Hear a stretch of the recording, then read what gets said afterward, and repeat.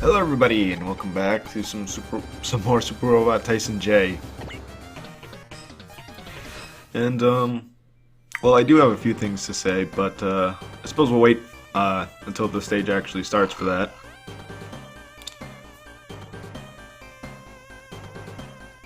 So it looks like Blue Earth is staying on in a disco for a while.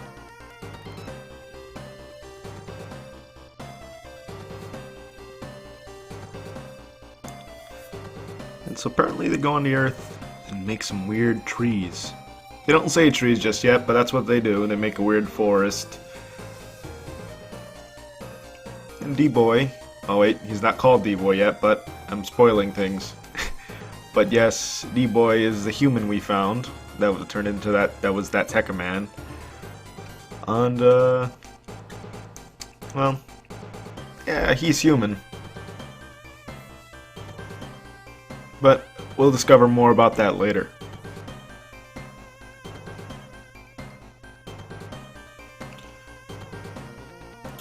So, well, I suppose this is... I'll talk about this. Like, how I'm gonna edit this from now on. I think I'm gonna try to keep everything under 50 minutes. And how I'm gonna do that is, eventually the episodes are gonna get longer than an hour, or the stages will be. And how I'm gonna get around that is that I'm just gonna outright just, instead of speeding through, I'm just gonna cut. Because after a certain point, like, I'm on stage 16 right now. Well, yeah, it's 17 actually. I just recorded stage 17. And I think at that point, like 16 and 17 were really long. So I think at that point, you pretty much know generally what you need to do during certain stages. So like, what I'll do is I'll probably just cut out most of the first wave. I won't cut out bosses attacking me, but I'll cut out me fighting the mooks, because at that point in the game, you should know how to deal with the first wave of a stage, pretty much. And since there's no SR points here in this game, there's no need for me to show this just to really speed up, I guess, because the only reason I would speed up in Z instead of just outright skip would be the SR points. For the most part, I think. In Z2, I should say, and I guess in Z. But after I get the SR points, really just a no holds part. But I just felt like speeding up, usually, because, I don't know. So you guys could actually see what I was doing during that time, but I think it's not overly necessary, now that I think about it.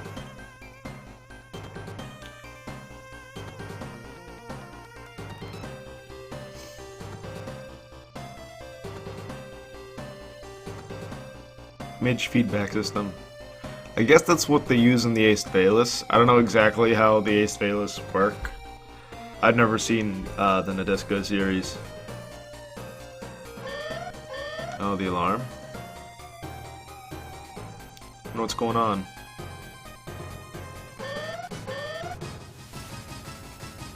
Oh.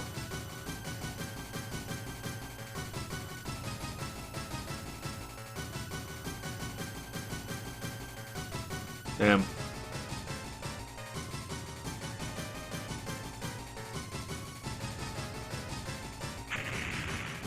Oh, what's going on?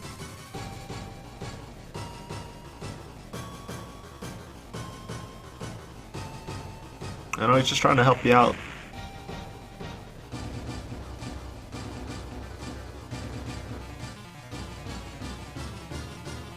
The X numbers, huh? I wonder what those are.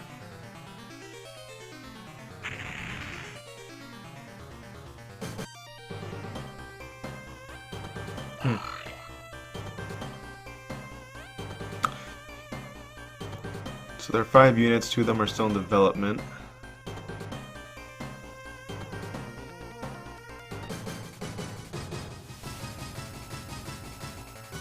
Okay, never mind. I was thinking of maybe there was a unit that's just never shown in this game, but no, I don't think that's the case.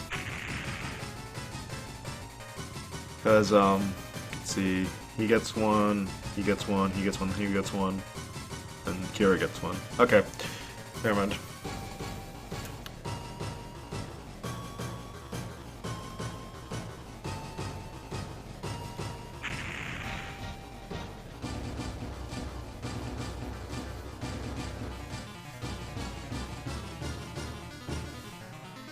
Alright, so we're gonna do some fighting.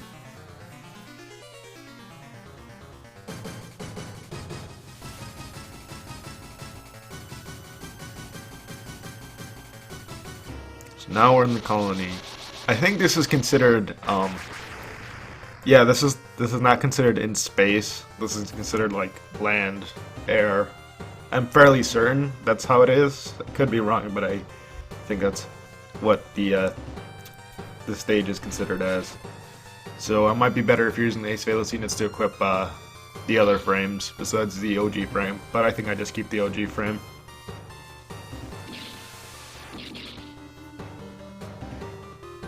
Oh my god.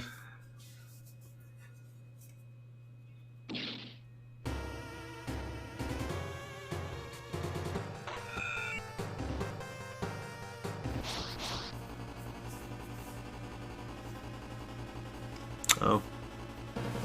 I guess since Rusty died so fast, I didn't even bother making a portrait for him.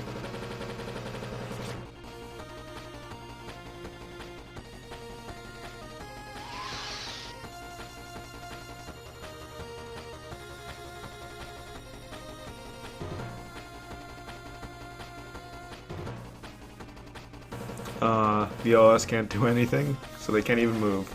And then, oh, what are you doing, Kira?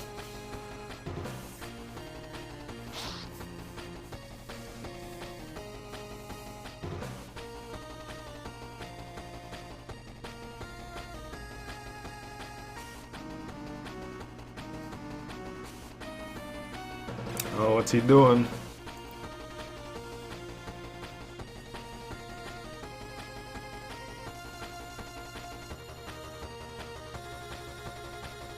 You don't have to be so demanding, you know?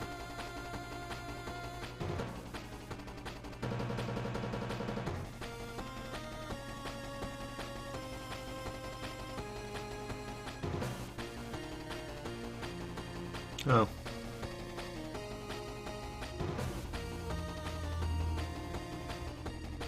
Guess we're gonna help them out.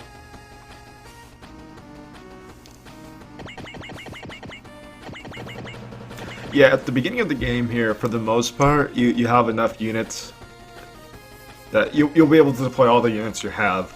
As you get farther into the game, that won't be the case, and you'll have to decide which units you want to take with you and which units you don't.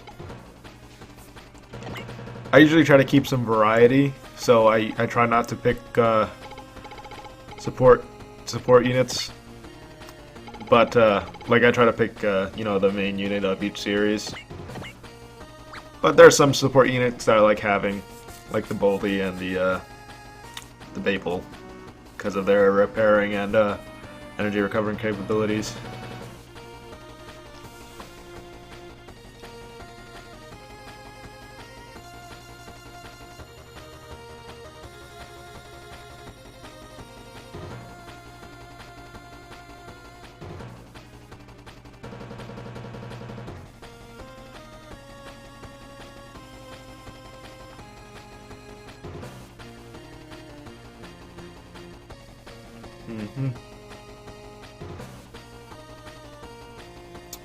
So Miguel there, he's I guess you can consider him a boss.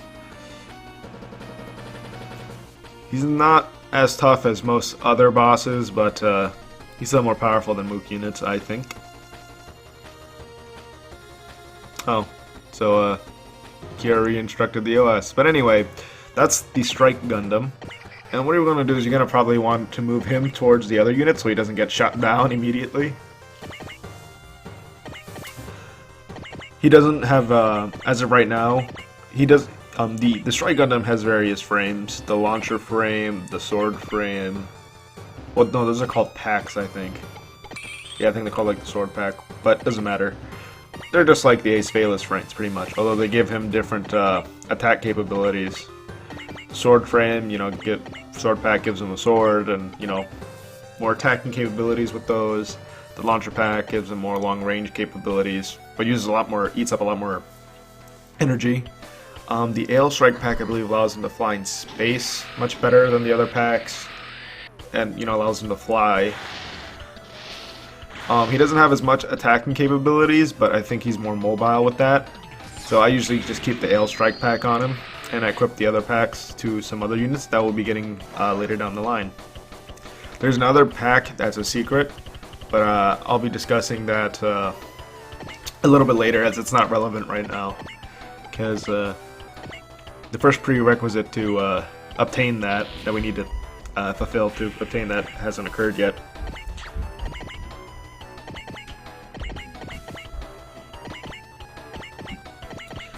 As you can imagine, there will be another wave of enemies after you defeat these guys. For this stage only, the Strike Gundam has a sub-pilot. For stages after this, it'll only be Kira and the Strike Gundam.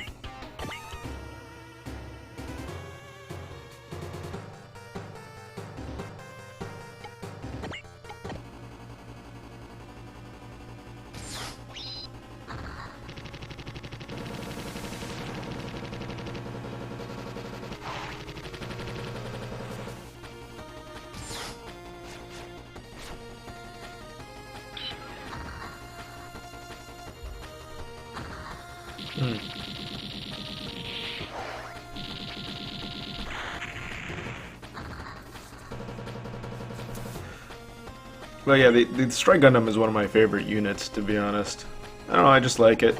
Although we do, Kira does get a better unit eventually.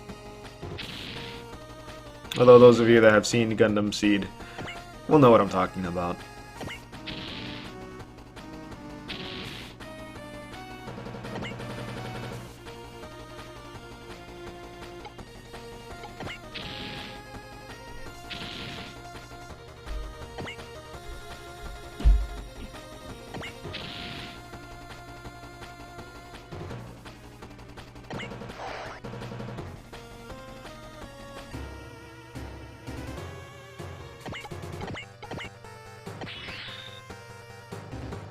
Now, there's nothing really anything that I really need to mention in regards to strategy here. Just make sure Kira stays alive is one. Later on in the stage, he'll actually get the sword pack, so he'll be able to do some more damage. But as of right now, he's very vulnerable.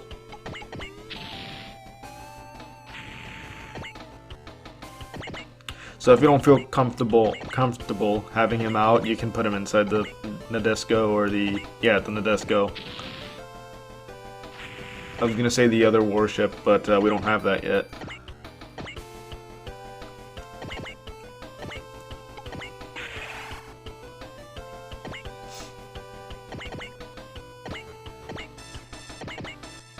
I suppose I haven't mentioned this. No, I've mentioned it, but I don't think I fully explained it. In this game, there are several routes you can take at certain after certain stages, and the units you'll have will depend on which route you take, and they also dictate what series, what secrets you can get. For the most part, I'll be taking routes that because I'm not going for Great Zeromer, because I want to show you guys the most amount of secrets that I can, I will not be going through routes that have the Great Zeromer with them, because, well, not Great Zeromer, Zeromer. Although I think his name is actually pronounced Zerimer, but it doesn't matter. So how the Great Zeromer secret works is that you go through stages, you go through all the Zeromer routes, but you can't deploy Zeromer unless the game forces you to. So when the game automatically deploys him. And you have to defeat all of the Zeromer weapon enemy bosses with Zeromer himself. And I'm not going for that secret right now because you miss a lot of secrets trying to go for him. But you get them on stage 36, I think. So after that, all secrets are fair game. If you can get the requirements for the secrets after that. But anyway, like I said, I won't be going for him, so I won't be going on routes that he'll be available in. And I'll be deploying him whenever I can, because he is a good unit on his own without the upgrade. And since I'm not going for the secret, there's no reason for me not to deploy him. Also, it allows you to see his the pilot's dialogue with the with other enemy units.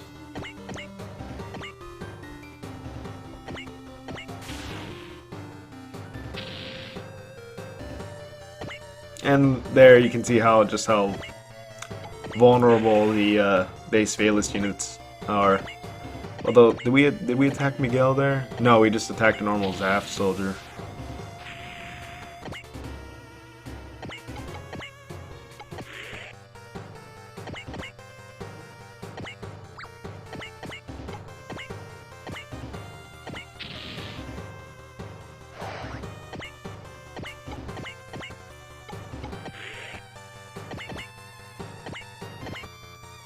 Armor Schneider. I wonder what Schneider means. Probably means knife or something. Maybe. Armor breaker. I don't know. Don't know what language that's in, and I wouldn't know, actually, to be honest. But anyway, oh, look at Miguel there.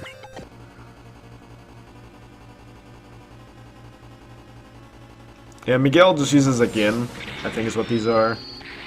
I don't think he has any more moves than a normal Gin, so he isn't anything to be too worried about.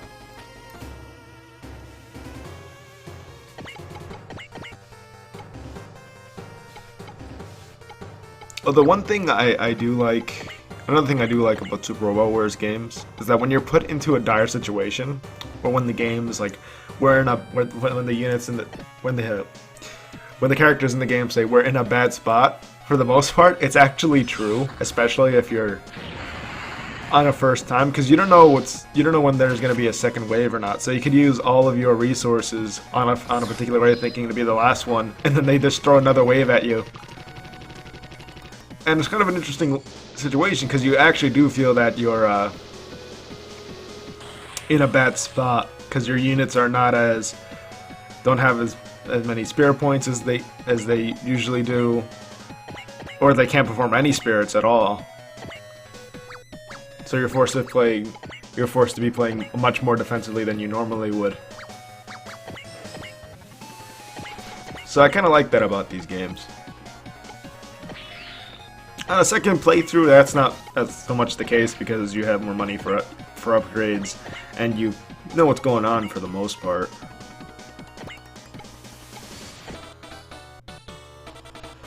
Because, as I said before, usually there's 2 waves, but sometimes there can be 3. And in one of the later stages that happened to me, I used like all of Toy of Spirits to defeat one boss, thinking that'd be the last wave, and then it wasn't.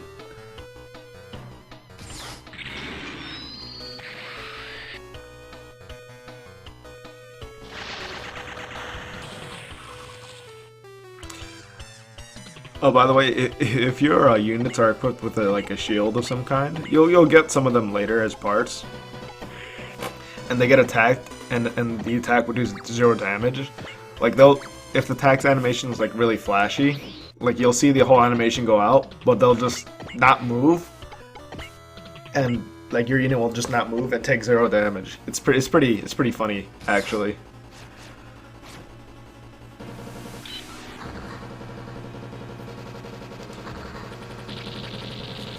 But otherwise, the least amount of damage they can take is 10.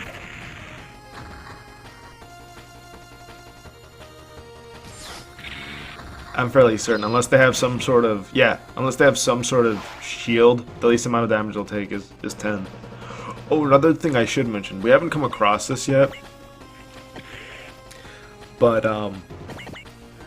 when facing units that are underwater, beam weapons have no effect.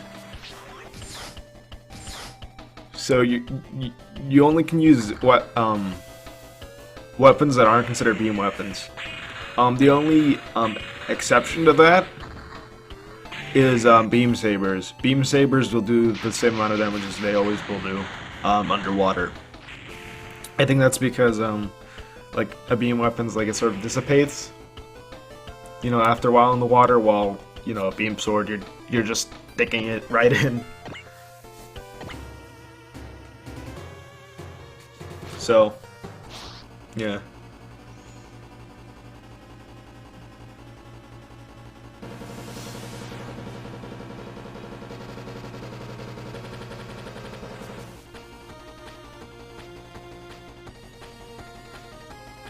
Oh, that's pretty depressing.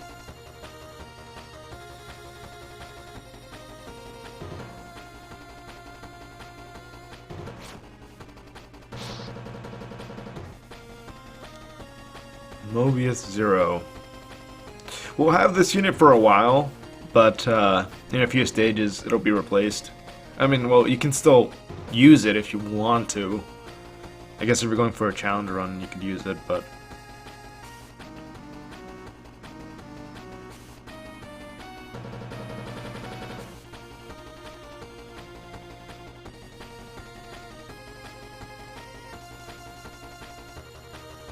Oh.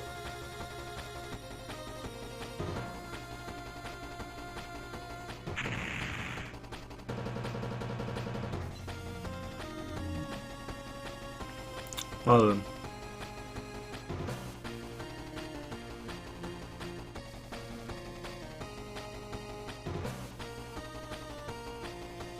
So yeah, Kira's gonna have the Sword Striker pack.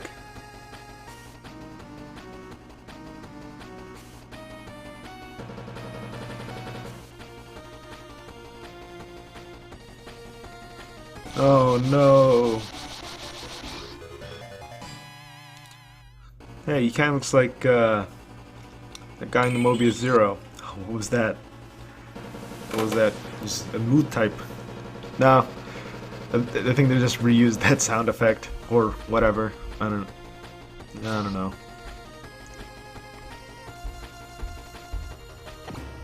But anyway, as you saw there, if you really just want to get the stage over with, you would go just straight to Corset and just try to take him down. But what you really want to do is take out the mooks first, so you can get more money. It's not usually that huge of a priority for me to defeat the boss. Like, if they're right next to me, then I'll probably go for them first. So, it really depends on my mood whether or not I'll go straight for the boss or not.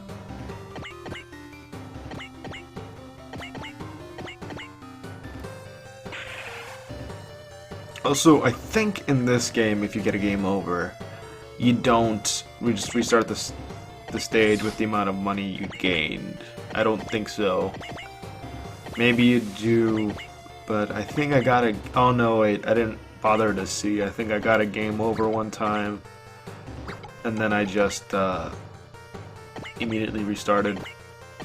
How I got the game over was that you had to do something in a certain amount of turns, and I thought I had one more turn than I had, so it was just me not paying attention to how many turns I had.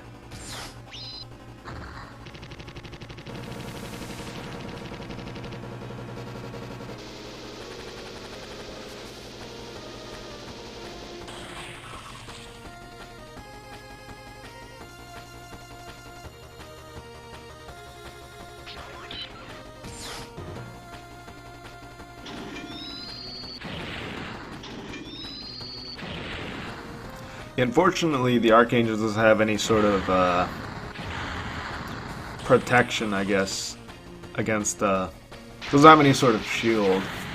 Now I'm thinking about it, I probably should put a certain part on it now.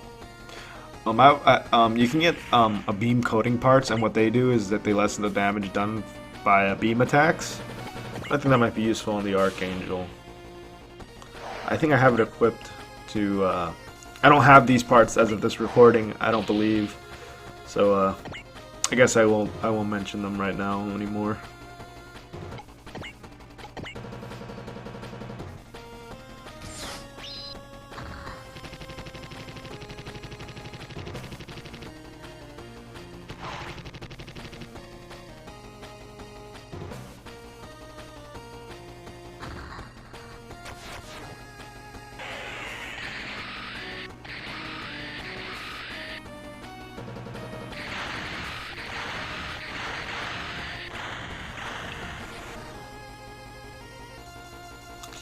So what is it? Oh, the if you pay attention to there's a Crusette's unit, you'll notice that it's a little bit different than the other units. He's not in a Gin. He's in some sort of and he's in like a better unit than the Gins. I don't recall what the name was exactly. So forgive me, I guess. I don't know. But this is the only time you'll see the sword strike gun them, because I'm not going to use it. It's probably better for me to like switch up between the packs though, but I just don't use it. Mostly because I put the packs on a different unit, and as I've said before, you'll find more about that later.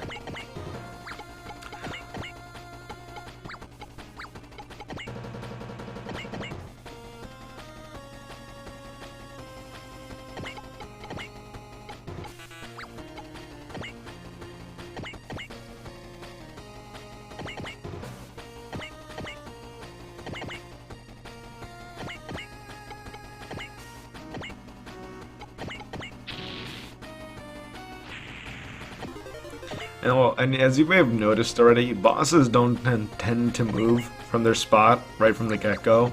They usually wait a turn or two before they start heading towards you.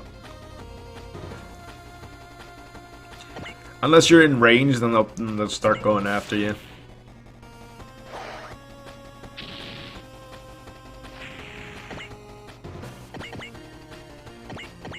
But for the most part, a good strategy to do is to go next to the mooks, so go towards the mooks, and then stop, let the mooks start attacking you, and then wait for the boss to just come to you.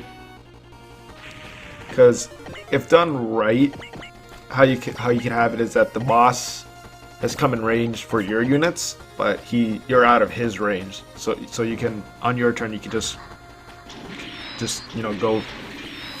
go straight for him. That's just one particular strategy, though.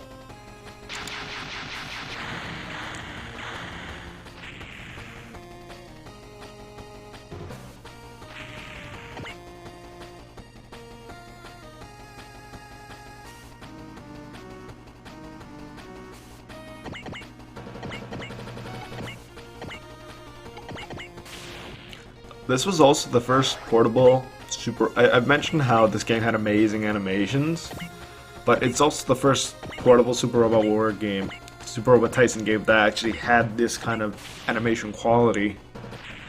And this came out in 2006, I believe. So, I don't know if that tells you something, and that tells you something. I find it kind of interesting, but I don't see it as, like, wow, it took them this long to get it, because I can kind of see it. Because the SNES didn't have this kind of animation quality for the Super Robot Taisen games. And I believe technically that it is a slightly more powerful system than the Game Boy Advance. I could be wrong. The Game Boy Advance might be more powerful, but I don't know. Well, the SNES had a better sound chip, I know that much. I hope I'm right. Oh no, he's attacking the Mobius Zero.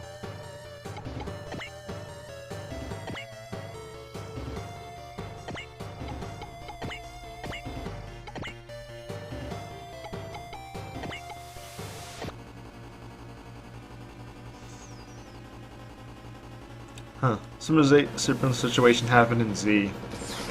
For those of you watching this down the line,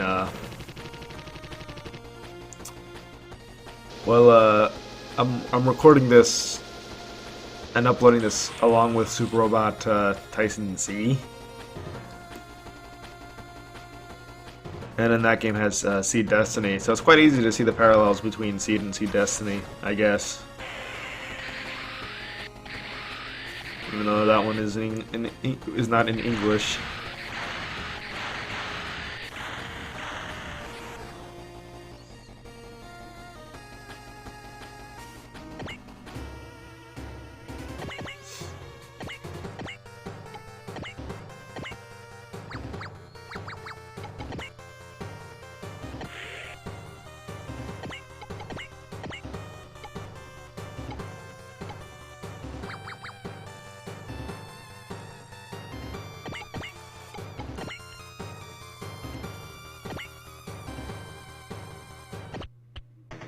Oh.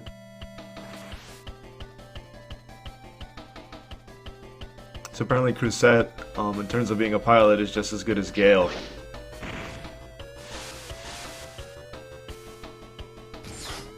But yeah, this is I don't think we've come across this ability yet. You have missiles that are being shot at a unit, and if the missiles are being, you know, shot at a unit, and the unit has some sort of long-range weapon, sometimes they can just shoot those missiles down. I think it depends on their ability stat, so that's something they can do.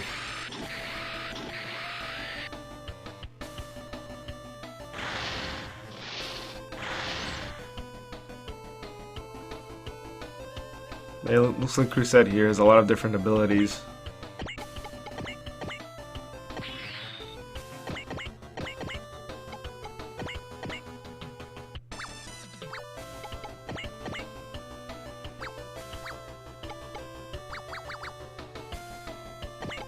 Do I attack with Kira here? I think I was too afraid to.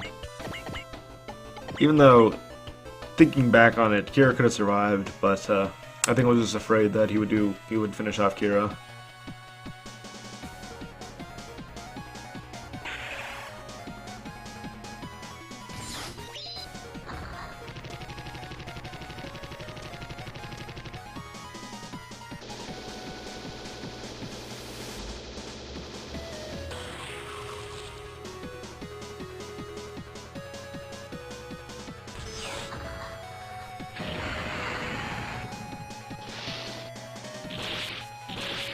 And I think he's done from that.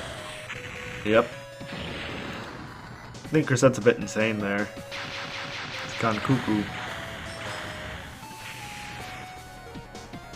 And that should be the end of the stage, right? Oh, yep.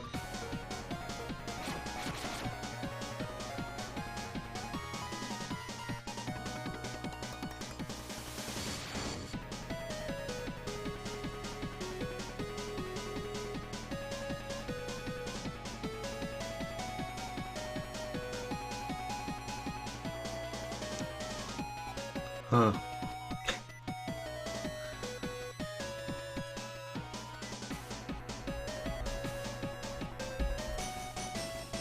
Demons of the Stratosphere. I wonder what those things are. I think they're kind of explained. Oh no, wait. I think they're just the Radam, just like in the atmosphere, just flying around. Not entirely too sure what the Demons of the Atmosphere is. I don't think there was a stage where we fought something that said that those were the Demons of the Atmosphere. I don't know.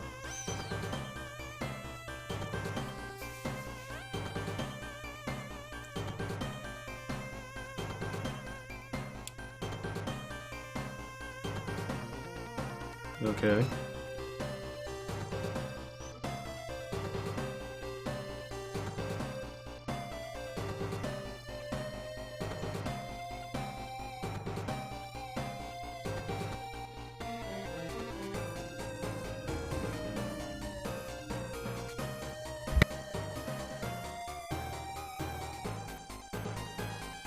So yeah, Kira's a coordinator.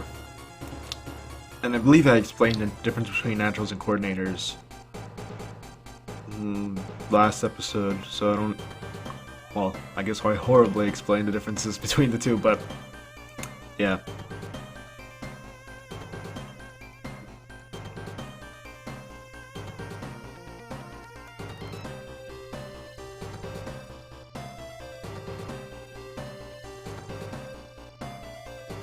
Okay. I guess it's understandable.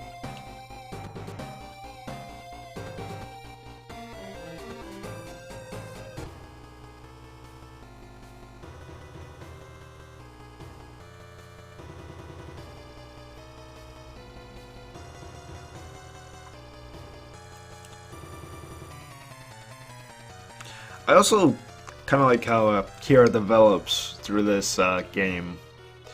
He's still kind of like how he was in Gundam Seed, from the bit I know of it.